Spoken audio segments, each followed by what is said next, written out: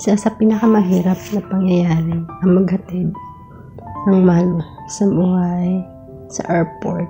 Napakalungkot kasi kailangan na magkalayo ulit para sa mga pangarap.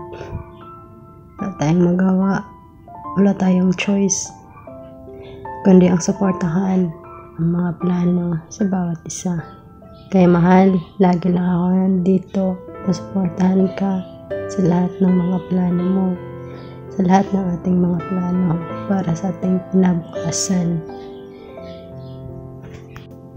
Hindi ka man sinusuportahan ng ibang mga tao sa paligid mo, pero ako, dito lang ako palagi, laging nagmamahal at susuporta sa iyo. Hihintay ako sa iyong pagbabalik. Lagi kang mag-iingat dyan. Mahal na mahal kita. I love you. I miss you so much. Love you, man. I miss you. Ingat.